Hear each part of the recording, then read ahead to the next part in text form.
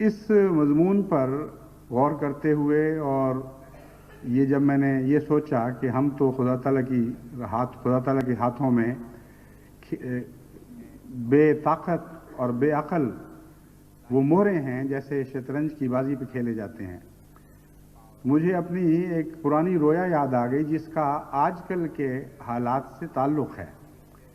مجھے یاد نہیں کہ میں نے پہلے آپ کے سامنے بیان کی تھی یا نہیں، لیکن وہ ہے دلچسپ اور اب اس کی جو تعبیر ظاہر ہوئی ہے وہ زیادہ واضح ہے۔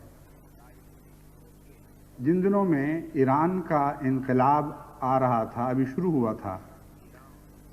1977-78 کی بات ہے، افغانستان میں تبدیلیاں پیدا ہوئیں، ایران میں، یہ ان دنوں کی بات ہے۔ میں نے رویا میں دیکھا کہ میں ایک جگہ نظارہ کر رہا ہوں، لیکن سب کچھ دیکھنے کے باوجود گویا میں اس کا حصہ نہیں ہوں، موجود بھی ہوں، دیکھ بھی رہا ہوں، لیکن بطور نظارے کے مجھے یہ چیز دکھائی جا رہی ہے۔ گول دائرے میں، ایک بڑے وسیع گول دائرے میں نوجوان کھڑے ہیں اور وہ باری باری عربی میں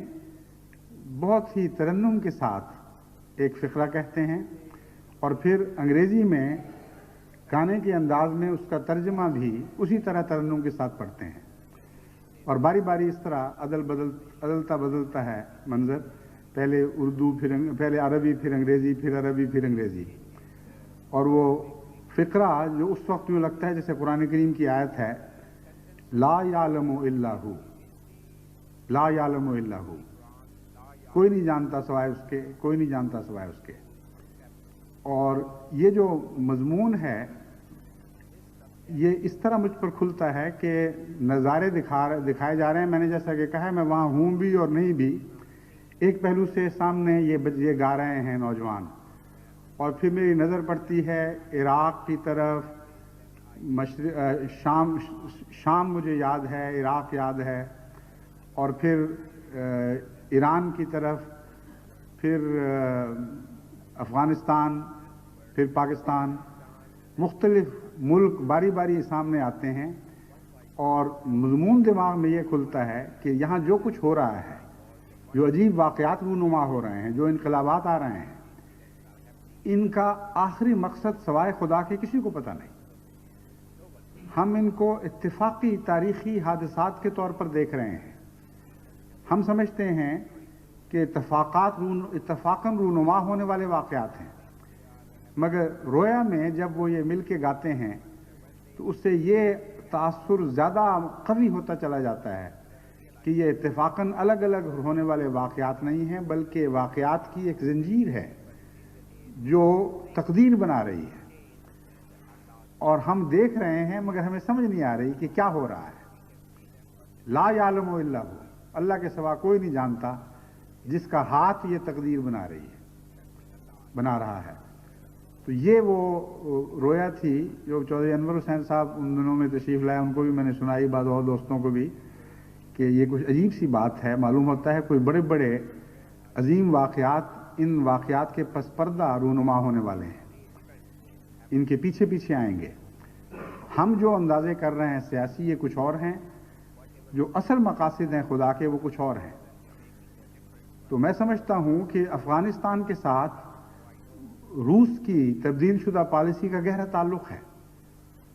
کچھ سبق انہوں نے وہاں سیکھے ہیں، کچھ اور ایسی باتیں ان تجربوں میں ظاہر ہوئی ہیں جن کے نتیجے میں یہ بات کے عظیم انقلابات پیدا ہونے شروع ہوئے۔ بس یہ جتنے بھی واقعات آج کی دنیا میں رونما ہو رہے ہیں، ایک دنیا کا مورخ، ایک دنیا کا سیاستدان ان کو اور نظر سے دیکھتا ہے اور فہم سے سمجھتا ہے۔ مومن کے لیے تو ہر انگلی خدا کی تقدیر کی طرف اشارہ کر رہی ہوتی ہے، اور مومن ان سے اور پیغام لیتا ہے اور ان پیغاموں کی روشنی میں اپنے آپ کو مستعد کرتا ہے اور اپنے آپ کو تیار کرتا ہے۔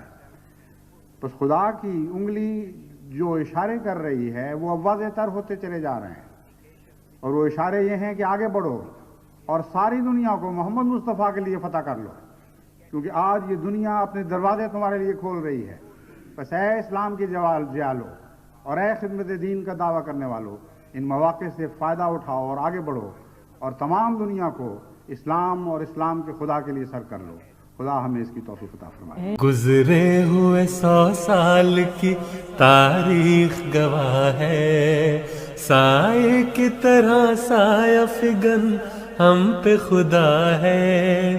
گزرے ہوئے 100 سال کی تاریخ گواہ ہے، سائے کی طرح سایہ فگن ہم پہ خدا ہے.